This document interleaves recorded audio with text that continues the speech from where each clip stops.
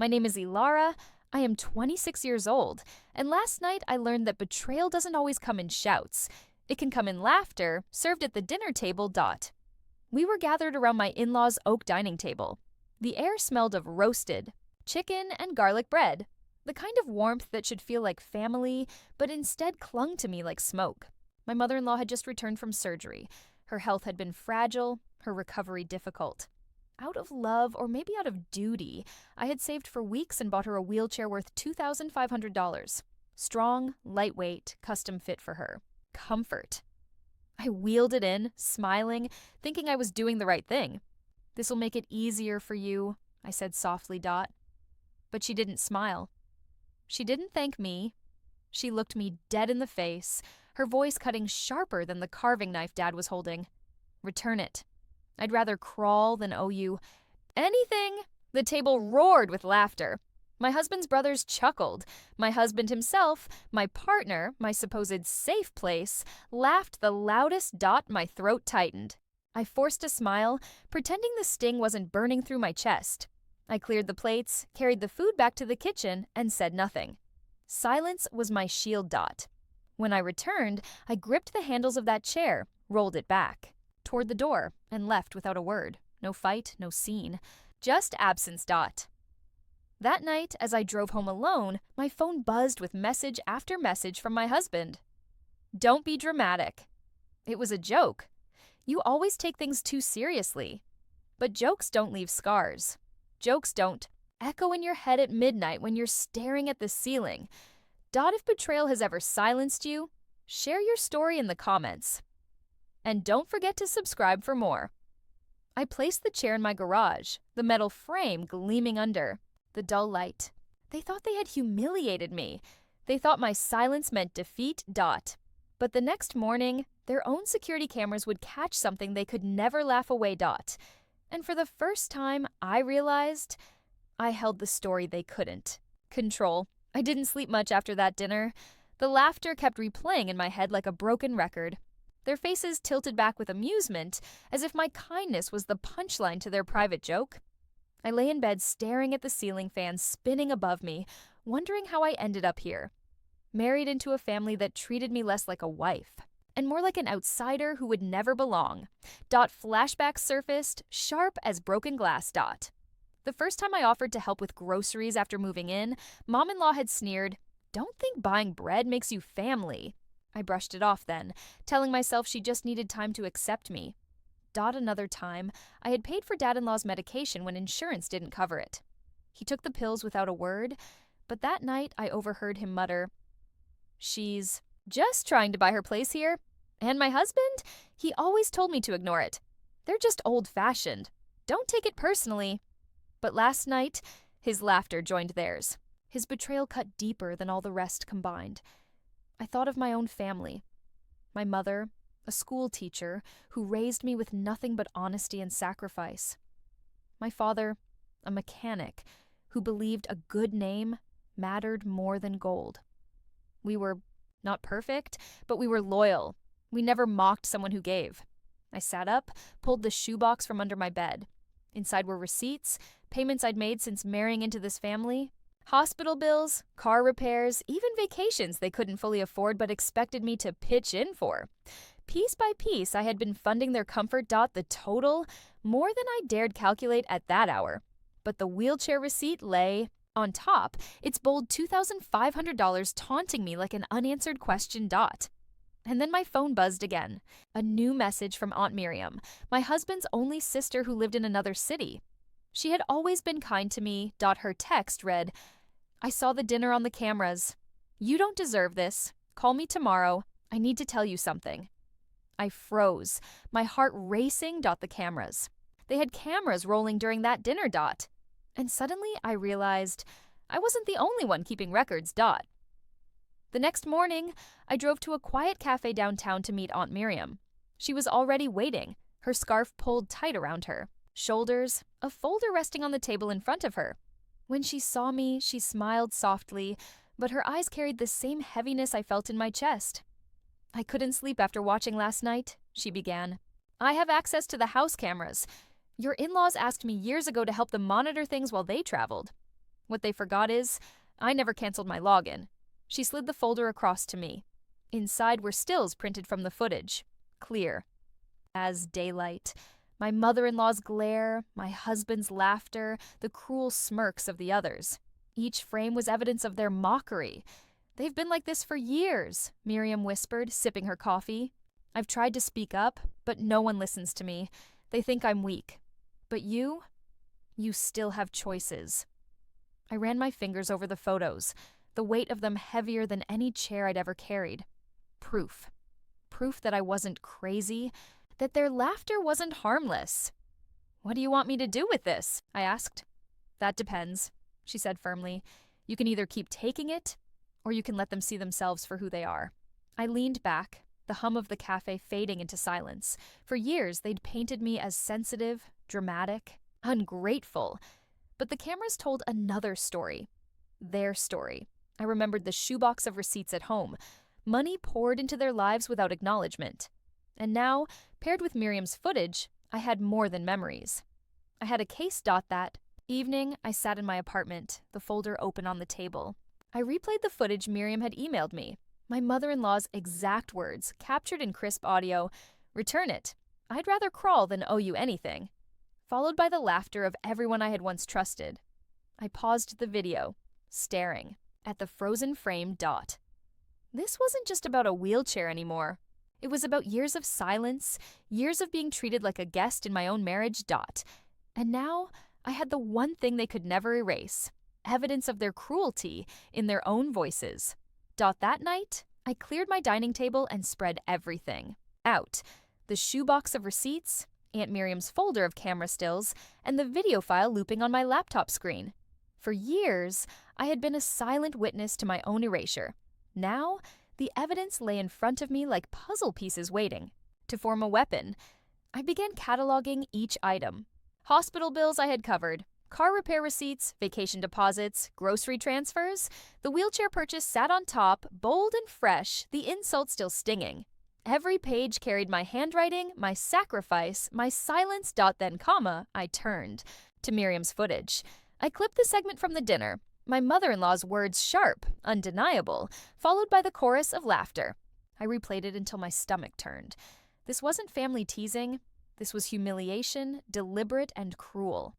I created 2 folders on my computer, evidence and release. In evidence, I stored everything, receipts, screenshots, footage. In release, I began drafting letters, one to my husband's firm, where his colleagues idolized his perfect family. Another to Mom-in-law's church committee, who praised her for being dignified and selfless. A third to Dad-in-law's business partner, who admired their respectable household. I wasn't rushing.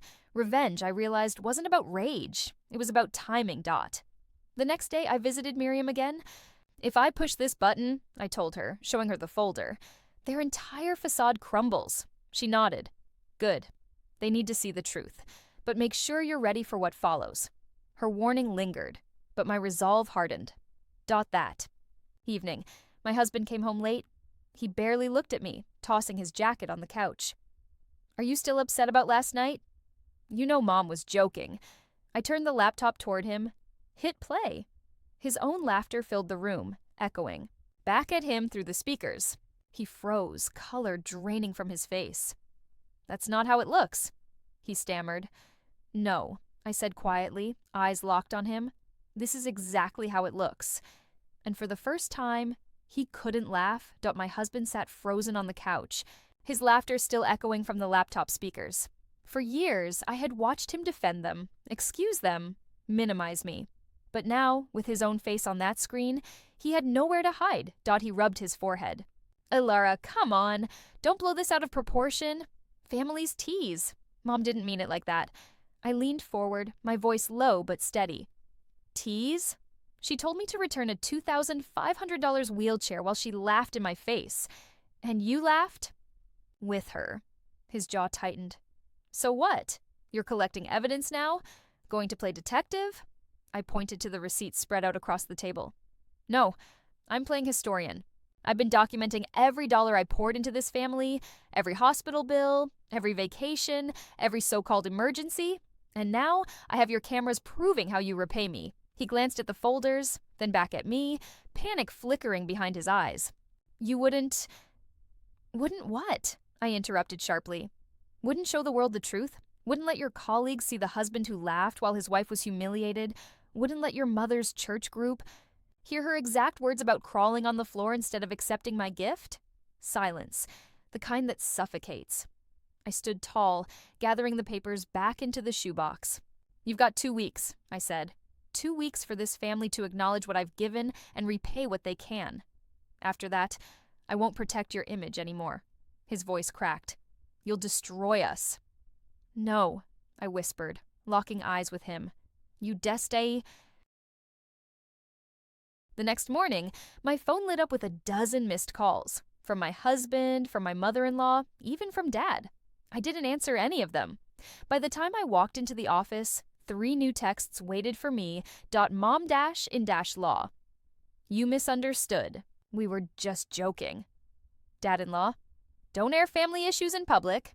And from my husband, please delete those files. We'll make it up to you. Make it up to me. The words made me laugh, bitterly. For years they hadn't made anything up.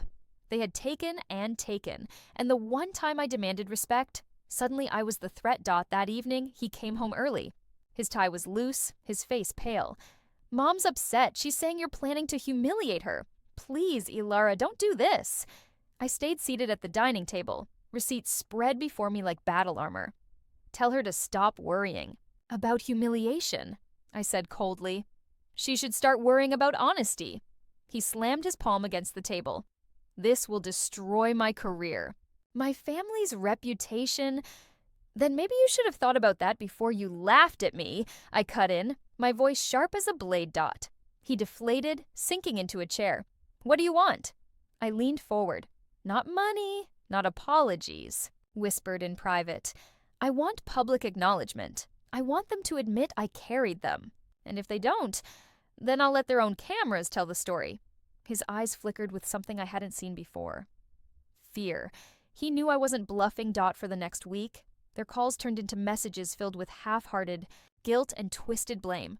Why are you trying to ruin us? Stop acting dramatic. Families forgive, but families don't laugh while you bleed. Families don't turn kindness into a weapon. On Friday night, Aunt Miriam called me. Her voice was calm but urgent. They're planning a big dinner next week. They think if they gather everyone, they can pressure you into dropping this. I smiled faintly. Good, I whispered. Let them gather. I'll bring the truth with me. For years, I had been the quiet one at their table. But next week, I would be the one holding the knife. Only this time, the cuts would be made with evidence, not food. The night of the dinner, the house glowed like a stage set for performance. Candles flickered, silverware gleamed, and the long dining table was dressed in white linen, as if respectability could be stitched into fabric. I walked in carrying nothing but my laptop bag. No gifts, no apologies. Just the truth waiting in my hands. Mom-in-law greeted me with a tight smile. Ilara, I hope tonight we can put this behind us. I met her gaze, calm and unflinching. So do I. Around the table sat the whole cast. Dad. At the head, Nora and her husband on one side, my brothers-in-law on the other. Even Aunt Miriam had been invited, though they didn't know she was the reason I had the footage. My husband hovered nervously by my chair, whispering, Please don't do this. I ignored him. Dinner began, their small talk dripping with forced civility. But when the main course was served, Mom-in-law finally leaned forward. Ilara, we want you to know we didn't mean to hurt you. Families tease. We laughed together. Her words struck like déjà vu. The same excuse, the same erasure. I opened my laptop and connected it to the television mounted on the wall. The screen lit up, startling them. If families laugh together, I said evenly, let's all listen to what your laughter sounded like. I pressed play. Her own voice filled the room. Return it. I'd rather crawl than owe you anything. Then came the laughter. Every face at that table, captured clearly, mocking me. The room froze. My husband's jaw tightened, Dad's fork dropped from his hand, and Mom-in-law's cheeks flushed crimson. This isn't fair, one brother-in-law muttered, shifting uncomfortably. Fair, I asked, my voice trembling but steady. Fair is the $60,000 I've spent on this family, the sacrifices you turned into jokes.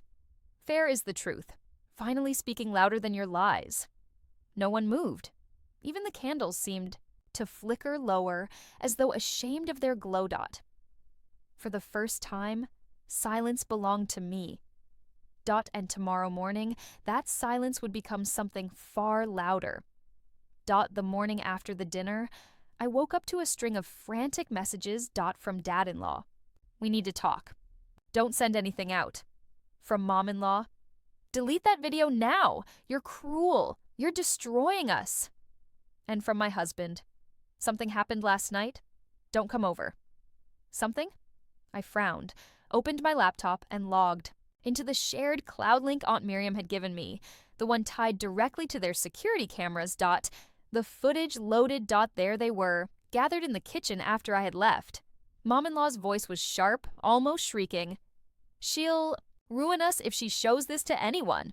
Dad paced, muttering, we should have never let Miriam near those cameras. My husband slammed his fist on the counter, his face twisted in panic. I told you she wouldn't stay quiet forever. And then, what sealed everything? Their youngest son, drunk on arrogance, laughed. We'll just say she edited it. Who's going to believe her over all of us? The cameras caught it all. Every lie, every plot, their own words, preserved in high definition. I sat back, breathless. They had set their own trap. I didn't need to exaggerate, didn't need to embellish. Their cruelty and scheming had been caught by their own system. I copied the file into my release folder. By noon, the footage was quietly shared with Nora's church group leader, Dad's business partner, my husband's firm's HR inbox. No accusations, no explanations. Just their own voices speaking for themselves.